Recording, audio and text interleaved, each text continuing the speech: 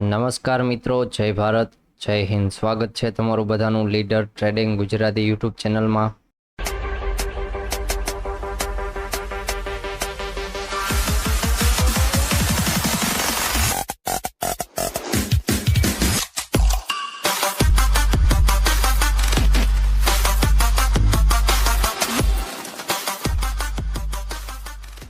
ચલો મિત્રો, આજે હતી 25 જુલાઈ એટલે કે નિફ્ટીનો એક્સપાયરી દિવસ અને વિદેશના ન્યૂઝના કારણે આપણા પણ માર્કેટ છે એ સારા એવા ડાઉન સાઇડ ઓપન થયા હતા. જે આપણે લાઈવ હતા ત્યારે ચર્ચા કરી હતી અને ડાઉન સાઇડ માટેનો લાઈવમાં પણ પ્લાનિંગ કરતા હતા કે ફરીવાર 200ના ઝોન નીચે જશે તો ડાઉન સાઇડ માટે જશું, ત્યાં સુધી નહીં જઈએ અને 320 ઉપર માર્કેટ હોલ્ડ કરશે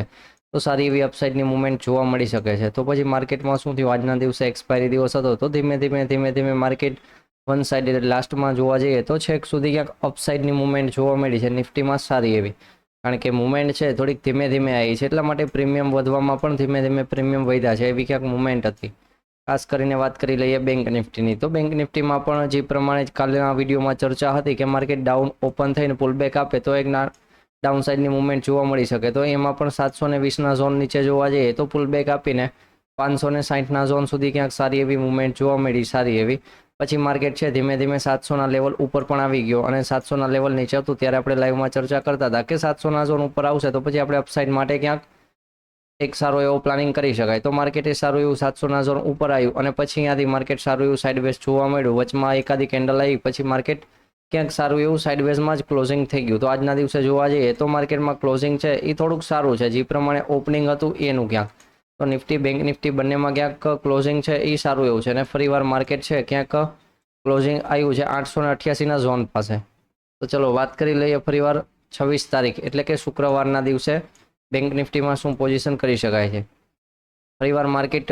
એના ઝોન પાસે ઓપનિંગ થાય છે તો પછી 888ના ઝોનથી નીચે 720 નીચે નીકળે તો પાછું આપણને બીજી એક એન્ટ્રી મળી શકે ડાઉન સાઇડ માટેની, કે જેમાં સારી એવી 100 પોઈન્ટ પ્લસના પ્રીમિયમ વધી જાય એવી ક્યાંક મુવમેન્ટ જોવા મળી શકે. ફરીવાર માર્કેટ સાઇડવેઝ ઓપન થઈને 51,000ના ઝોન ઉપર નીકળે છે તો એના ઉપર એક 200નું લેવલ છે. 200ના ઝોન ઉપર જોવા જઈએ તો ડાયરેક્ટ 500ના ઝોન પાસેનો સારો એવો ટાર્ગેટ મળી શકે જો માર્કેટ કાલના દિવસે 51,000ના ઝોન ઉપર ટ્રેડ કરે છે ત્યારે. ક્યાંય ફરીવાર માર્કેટ સાઇડવેઝ ઓપન નથી થતું અને ક્યાંય ગેપ અપ કે ડાયરેક્ટ 200ના ઝોન પાસે ઓપન થઈ જતું હશે તો પહેલો વ્યૂ આપણો એ હશે કે પહેલા માર્કેટ થોડુંક ડાઉન આવે એટલે કે 51,000ના ઝોન પાસે એકવાર ટચ થાય અને પછી નાની ટાઈમ ફ્રેમમાં છે એક નાનકડો અપ ટ્રેન્ડ બનાવે તો અહીંયા ક્યાંક બાઇંગ કરી શકાય અને એનો ટાર્ગેટ ડાયરેક્ટ 500ના ઝોન પાસે રાખી શકાય સારો એવો. પણ જો માર્કેટ વધારે ગેપ અપ ઓપન થઈ જાય છે ડાયરેક્ટ જ 500ના ઝોન પાસે તો પહેલું કામ એ હશે કે અહીંયાથી પુટની એન્ટ્રી કરીને પુટમાં પહેલી જ કેન્ડલમાં સારી એવી મુવમેન્ટ જોવા મળે અને બીજી ત્રીજી કેન્ડલમાં જો પુલબેક આવે તો ફરીવાર માર્કેટ 51,000ના ઝોન પાસે ક્યાંક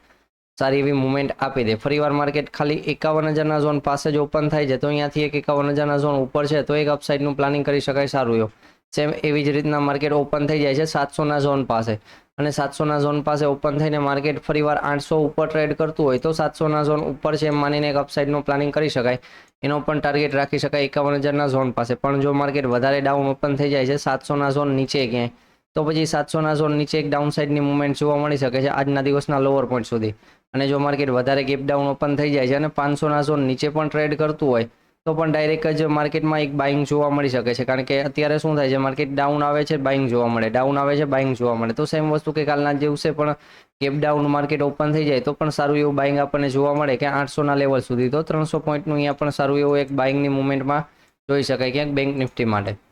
ચલો વાત કરી લઈએ ક્યાંક નિફ્ટી માટે. નિફ્ટીનું અને સેન્સેક્સનું બંને સેમ જ રહેવાના છે ચાર્ટ. તો જેમ નિફ્ટીની મુવમેન્ટ આવશે એમ જ ક્યાંક સેન્સેક્સની મુવમેન્ટ આવવાની છે અને સેન્સેક્સનો કાલના દિવસે એક્સપાયરી દિવસ પણ છે. ચલો માર્કેટમાં જોવા જઈએ તો ફરીવાર માર્કેટનું ક્લોઝિંગ આવ્યું છે. કાલના દિવસનું ક્લોઝિંગ હતું એને ક્યાંક નજીક જ 406ના ઝોન પાસે ક્લોઝિંગ આવ્યું છે. ફરીવાર માર્કેટ ઓપન થઈ જાય છે સાઇડવેઝ અને 380ના લેવલ નીચે નથી નીકળતું અને 420ના ઝોન ઉપર ક્યાંય માર્કેટ હોલ્ડ કરતું હોય તો એક અપસાઇડનો પ્લાનિંગ કરી શકાય 500ના ઝોન સુધીના ટાર્ગેટ માટે. પણ માર્કેટ ઓપન થઈ જાય છે 400ના ઝોન પાસે અને ફરીવાર માર્કેટ 380 નીચે ટ્રેડ કરતું હોય તો એક ડાઉન સાઇડના વ્યૂ માટે કે અહીંયા ફરીવાર 300ના ઝોન